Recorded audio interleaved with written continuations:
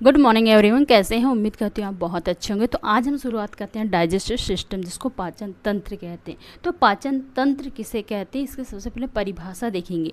तो पाचन तंत्र, जो पाचन मतलब कोई भी चीज़ को अगर हम खाते हैं और उसको पूर्ण रूप से बारीक लुगदी के रूप में बदल जाना ही क्या कहलाता है, पाचन कहलाता है। तो पाचन करने के लिए सबसे पहले हमें क्या खाना होगा, तो उसके लिए हमें सबसे पहले कार्बोहाइड्रेट का सेवन करेंगे। क्या करेंगे?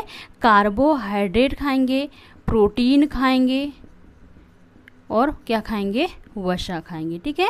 कार्बोहाइड्रेट के रूप में हम क्या खाएंगे, तो कार्बोहाइड्रेट के रूप में चावल, रोटी, मक्का, चना, है ना, इतने प्रकार का सेवन खाएंगे। तो इससे क्या हो जाएगा, हमें क्या एनर्जी प्राप्त होगी। ठीक है। उसके बाद प्रोटीन, क्या क्या प्रोटीन खाने से क्या मिलता है, तो प्रोटीन जैसे मूंगफली, सोयाबीन, है ना, मूंगफली, सोयाबीन, दाल, दूध, ये सब खाने से हमें प्रोटीन से हमें क्या मिलता है, अमीनो अम्ल मिलता है। और वसा से ये काय में पता होता है, वसी अम्ल प्राप्त होता है। ठीक है। वसा से वसी अम्ल होता है, प्रोटीन से। तो इसकी इकाई होती, यूनिट होती है। तो कार्बोहाइड्रेट की यूनिट क्या होती है, तो कार्बोहाइड्रेट की यूनिट क्या होती है, ग्लूकोज होती है। ठीक है। प्रोटीन की यूनिट क्या होती है, तो अमीनो अम्ल होती है। क्या होती है? अमीनो अम्ल होती है। और वसा की क्या होती है, तो वसीय अम्ल होती है।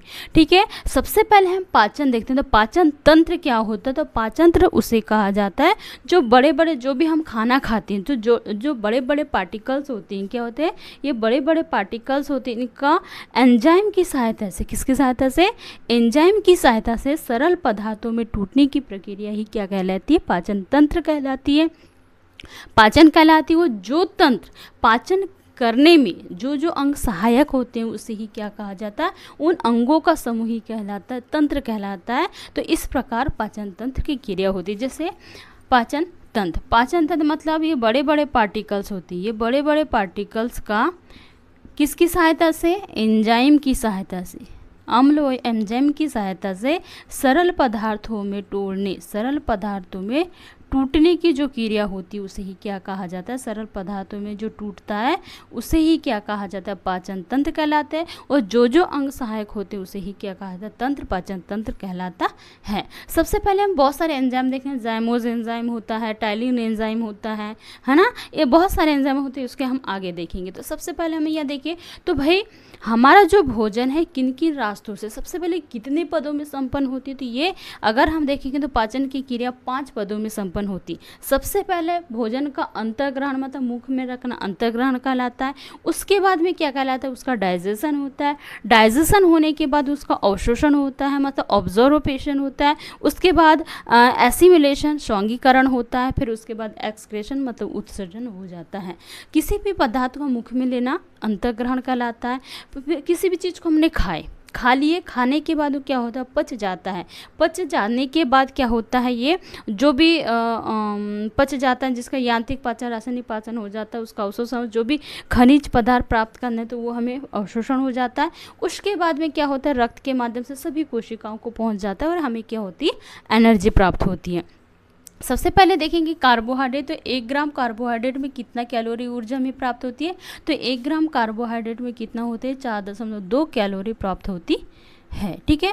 उसके बाद 1 ग्राम प्रोटीन में कितना होता है, तो 4.1 कैलोरी ऊर्जा में प्राप्त होती है। अगेन 1 ग्राम वसा में कितना होता है, तो ये 9 कितना होता है, 2 कैलोरी हमें ऊर्जा प्राप्त होती है। देखिएगा, अगर मात्रा में देखेंगे तो सबसे ज़्यादा क्या होती है, वसा में। तो 1 ग्राम वसा में 9.2 कैलोरी ऊर्जा प्राप्त होती है। लेकिन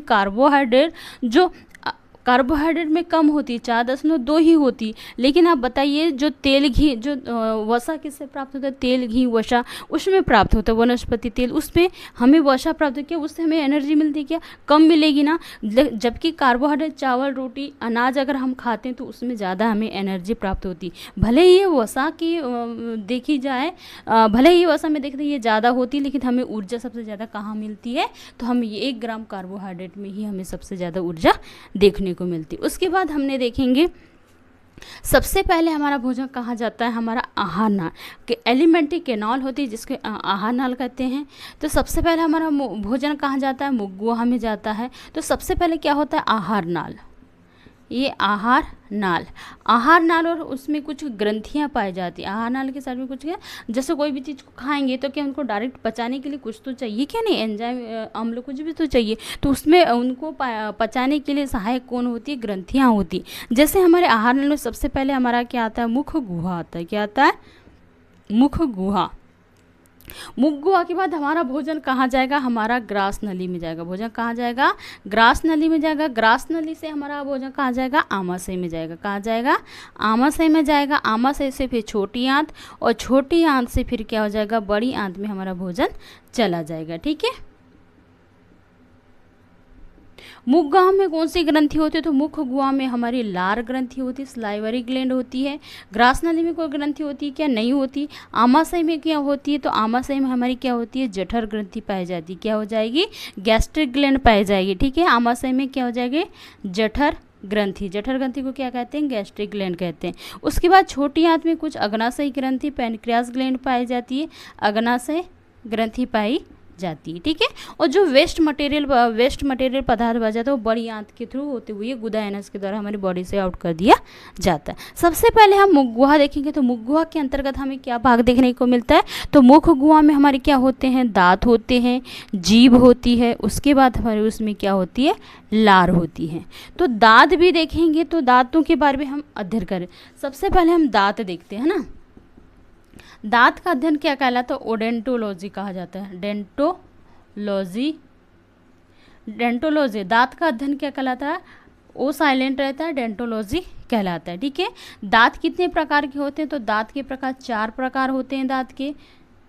ठीक है। दांत कैसे होते हैं, हमारे गर्त में धसे होते हैं, इसलिए उन्हें क्या कहते हैं, गर्त दंती कहा जाता है।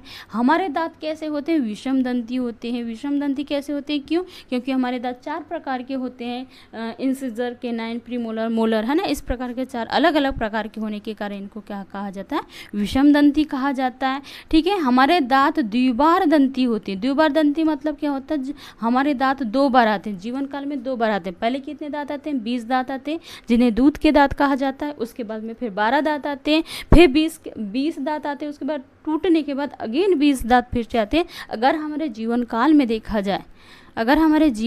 में देखा जाए तो पूरे 52 दांत हमारे आते हैं, 52 दांत आते हैं। ठीक है। उसके बाद अगर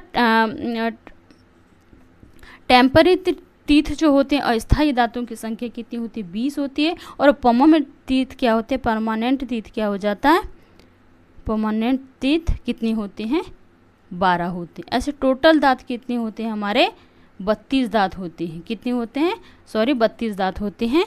जो बाद के 12 दांत आते हैं और फिर उसके पहले 20 दांत आते हैं। ऐसे टोटल देखा जाए तो हमारे 32 दांत होते हैं। बच्चों में इसकी संख्या 20 होती है और बड़े वयस्कों में इसकी संख्या कितनी होती है, 32 होती है। ठीक है। जिसको 4 प्रकार के दांत कौन कौन से होते हैं, इंसिजर, केनाइन, प्रीमोलर और मोलर। ठीक है। Incisor, canine, premolar, molar. Incisor मतलब क्या होता है, इनको कृंतक कहा जाता है, जो काटने वाले होते हैं। केनाइन मतलब होता है चीरने फाड़ने वाले होते हैं, जिसको रदनक कहा जाता है। रदनक चीरने फाड़ने वाले होते हैं। प्रीमोलर क्या होता है, प्रीमोलर ये चबाने वाले दांतों को कहा जाता है, जो हमारे पीछे जबड़े में होते हैं। ठीक है। और मोलर ये क्या होते हैं, पीसने वाले दांत होते हैं। ठीक है। ये पीसने वाले दांत होते हैं मोलर। ठीक है।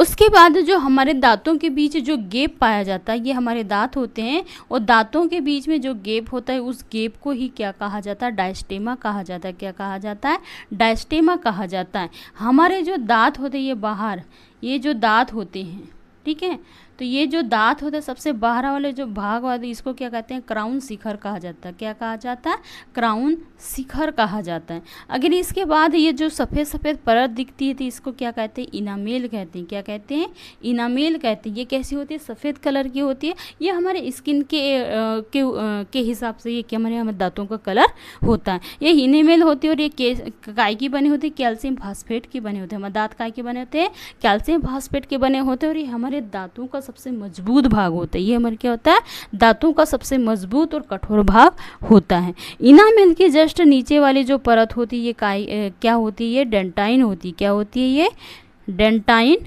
होती है। ठीक है, इनामेल के नीचे डेंटाइन होती है और डेंटाइन के नीचे ये पल्प भरा होता है। क्या होता है? पल्प भरा होता है और यहाँ से ही हमारी क्या होती है? नर्व निकलती हैं। ठीक है, नर्व नसें निकलती हैं और ये हमारे ब्रेन से अटैच होती है और ये जो जैसे हमारे दांतों में कुछ होता है तो ये सबसे पहले सिग्नल कहाँ पहुँचता है? हमारे ब्रेन में पहुँचता है, मस्तिष्क में इसका सिग्नल पहुँचता है। ठीक है, उसके बाद कुछ छूट गया है कि हमारे दांतों के बारे में कुछ छूट जाए तो इसे कमेंट करके बताइएगा। ठीक है, उसके बाद हम देखते हैं दांत के बाद हमने क्या देखा? जीभ। जीभ देखेंगे तो जीभ क्या होती है? जीभ एक मांसपेशी अंग होती है। क्या होते हैं? मसल्स ऑर्गन होता है, एकदम संवेदी और मांसपेशी अंग होती है। ये क्या होती है? ये जीभ का काम होता है बोलने में सहायता करती। क्या करती है? बोलने में सहायता करती है। ठीक है, बोलने में सहायता करती है। अगेन इसके बाद देखेंगे जीभ के ऊपर क्या होता है? उभार पाया जाता है। जीभ में उभार पाया जाता है जिसे क्या कहा जाता है? पेपीला कहा जाता है। तो ये पेपीला के अंदर ही जो छोटे छोटे हमारे जीभ के अंदर जो दाने दाने होते हैं तो ये दानों को ही क्या कहा जाता है? पेपीला कहा जाता है। उस पेपीला के अंदर ही क्या पाई जाती है? स्वाद कलिकाएँ पाई जाती। क्या पाई जाती है? स्वाद कलिकाएँ पाई जाती हैं। स्वाद कलिकाएँ ही पाई जाती है। ठीक है, और ये कितने प्रकार की स्वाद कलिका होती है? 4 प्रकार की होती है। फिलीफॉर्म, फंगीफॉर्म, सर्कस वेलेट और फोलिएट फॉर्म होती है। ठीक है, जो सर्कस वेलेट होती है सबसे ज़्यादा स्वाद कलिकाएँ पाई जाती है, लगभग 100 स्वाद कलिकाएँ पाई जाती हैं। ठीक है, जो जीभ है तो ये हमारी क्या है? जीभ है नहीं है, जीभ हमारी ये ऐसी होती है। ठीक है, ये हमारी क्या हो जाएगी? जीभ हो गई। तो जो सबसे ऊपर वाला जो ये भाग होता है तो ये कैसा वाला ऊपर होता है? भाग कड़वा होता है। ये भाग कैसा होता है? कड़वा होता है। जो आइट साइड का जो भाग होता है हमारे जीभ का, ये जो आइट साइड का भाग होता है इसमें हमें क्या होता है? नमकीन स्वाद का अनुभव कराता है। क्या होता है? ये नमकीन स्वाद का अनुभव कराता है। ठीक है, उसके बाद में जो नहीं, ये सॉरी कड़वा भाग का होता है। ठीक, ये तो कड़वा हो जाएगा। ये साइड वाला क्या हो जाएगा? खट्टा का स्वाद कराता है। क्या होता है? ये खट्टा होता है। ठीक है, खट्टे स्वाद का अनुभव कराता है। इसके बाद ये जो ये वाली जो पतली लेयर होती है तो ये क्या होती है? ये नमकीन स्वाद का अनुभव कराती है। कैसी होती है? ये नमकीन स्वाद का अनुभव कराती है। और उसके बाद में जो ऐसी बच जाती है तो ये ऐसी वाली जो भाग होती है तो ये जो हो जाता है ये मीठे स्वाद का अनुभव कराती है। क्या कराती है? मीठे स्वाद का अनुभव कराती है। ठीक है, ये मीठे स्वाद का अनुभव कराती है। जो ऐसी वाली जो परत होती है नमकीन स्वाद का अनुभव कराती है। आइट साइड वाला खट्टा और सबसे पीछे वाला क्या होता है? कड़वा होता है। कुछ लोग गोली खाते हैं तो क्या होता है? सबसे पहले पीछे डालते हैं, जबकि वो सब गलत जगह पर गोली डालते हैं। ठीक है, तो जीभ के बारे में हमने इतना कुछ देखा। जीभ के बारे में और कुछ रह गया है क्या? आई होप कुछ नहीं बचा है। उसके बाद हम देखेंगे लार। लार को देखते हैं तो लार क्या होती है? लार हमारी